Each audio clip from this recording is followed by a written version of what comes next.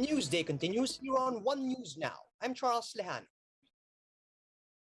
A group of individuals who don't believe in vaccines or that COVID-19 is even real showed up to protest against the new mobility curbs on the unvaccinated. Camille Samonte with a report.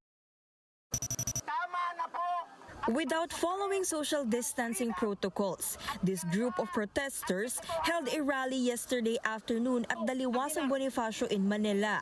The protesters, who identified themselves as the Gising Maharlika Freedom Fighters, are calling for the government not to make vaccination mandatory. According to them, mandatory vaccination amounts to a violation of a person's rights. Ang sabi ng tatay mo, hulihin! Yung walang bakuna, ikulong sa bahay. Abogado ka, mahal na Pangulo. Abogado rin ako. Naayon ba sa batas yan? Tumatayo po ako rito. Representative nung mga ayaw tumanggap sa bakuna. Na walang boses. Many of their members aren't vaccinated and they don't even believe the existence of COVID-19, which is the cause of the current pandemic. Kaya na huwag niya igawing sa pilitan. Meron tayong kalayaan. We have free to life. Kayo ba ma'am, bakunado kayo? Ako po, napilitan kasi hindi ako makakilos. Pero ayoko po, labag sa aking kalooban. Kailangan ko maganto kasi wala akong pambayad. Di ba? Wala tayong kalayaan. Pag hindi ka naka-face mask, magkano bayad sa aming city? Marikin 500. So hindi kayo natatakot na ma-hospital na ma-ICU? Ay, hindi po. Kasi nga po, hindi naman talaga totoo ang COVID. The group had no permit to conduct the protest, yet they insisted to do so, while policemen watched nearby. Moments later, policemen approached the group's leader to disperse the demonstration peacefully, but they failed. Upon orders from the police, firefighters then arrived after an hour to water cannon the protesters. Wala namang gulo, di ba? Mag-express lang tayo ng freedom of expression natin. Pero ma'am, may permit po ba tayo na mag-rally dito o wala? Ayun ang hindi ko alam. This prompted the protesters to disperse, but they all left furious. According to the police, they exercised maximum tolerance. Sa sobrang dami kanina ng mga tao, nahirapan tayo doon. At kanina rin, pinapakiusapan natin sila na tahimik na umalis, ganun din, hindi tayo sinunod. Around 100 individuals gathered for the said rally. Some rallies who were not wearing face masks were brought to the Manila Police District. The MPD is investigating the incident as well as the possible charges against them. Meron po tayo ngayon na lumabas na City Ordinance ng Lungsod ng Maynila na City Ordinance number 8800. Ito yung nag-regulate ng mga unvaccinated people. So doon tinitignan natin kung may mga paglabag sila. Kaya kanina, initially, tinanong natin kung may mga vaccination sila at yun nga, ipakita yung mga vaccination card nila pero wala po silang naipakita. Earlier in the day, the Quezon City LGU inspected some public markets to check vendors who have yet to get vaccinated. Meron tayong ilan na nasita na walang vaccine at very minimal naman at meron mga ilan na allegedly may vaccine sila, nakalimutan lang yung card. Those unvaccinated are then listed to be scheduled for vaccination, but there are a handful of them who refuse. They were given a 1-month reprieve to get their jabs, or else they need to present an RT-PCR test every 2 weeks to continue working. Kung ayaw nila magpa-vaccine, later on, yun nga, hindi sila pwedeng magtinda nang wala ng vaccine card. At pag sila nagpumilit, liable sila. And even the establishment can be held liable pag hinahayaan nila magtinda na walang vaccine at walang PCR test. The palace meanwhile insists that vaccination is the key for the public's protection against the virus. Nakikita naman po natin sa datos na yung kapag unvaccinated, mas mataas po ang chances na magiging severe or critical COVID. The President is only trying to protect the unvaccinated, and this is for the common good. The government has a goal of vaccinating 90 million individuals by June of this year. Vaccination of children aged 5 to 11 years old are expected to begin by the end of January. As of now, more than 50 million Filipinos have been fully vaccinated against COVID-19. For News 5, Camille Samonte, We Are One News. Hospital occupancy in Calabar Zone is now nearing moderate risk. That's according to the One Hospital Command Center. OHCC Operations Manager Dr. Bernadette Velasco reported that the hospital utilization rate in Region 4A is now at 45 to 55%.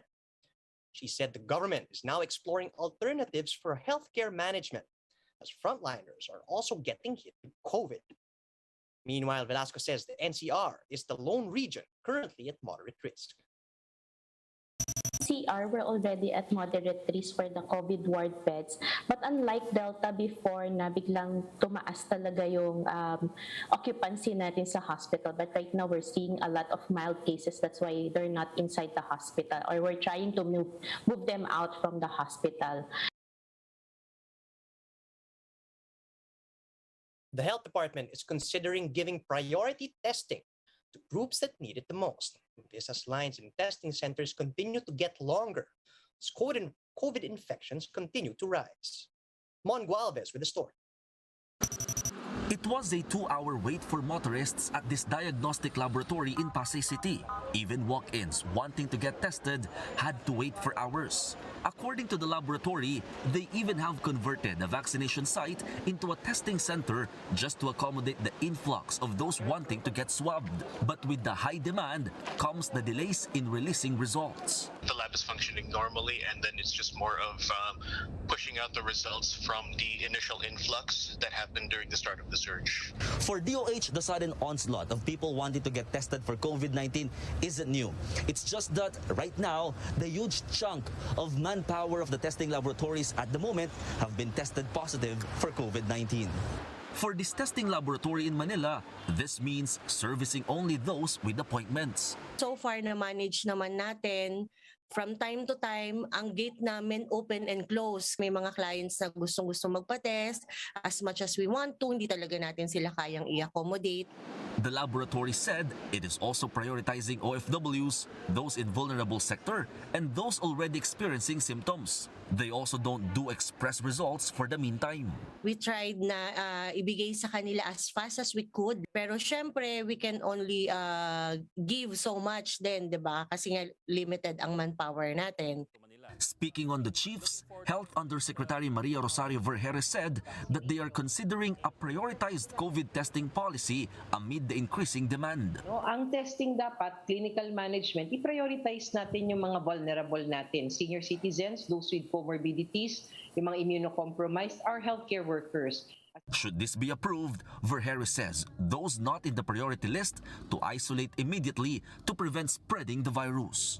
For News 5, Mon Gualvez, We Are One News. Meanwhile, the Science and Technology Department insists that they have been prepared for the increased demand in COVID-19 testing. Speaking to the big story, DOST PCHRD Executive Director Jaime Montoya says that they expected the testing demand to increase with the entry of the Omicron variant. We've actually prepared for the increased demand for testing, and that is why the FDA, together with the Department of Health, has already laid down policies for actually expanding not just RT-PCR testing, but also antigen testing, and this time also allowing home testing for as long as certain criteria are followed.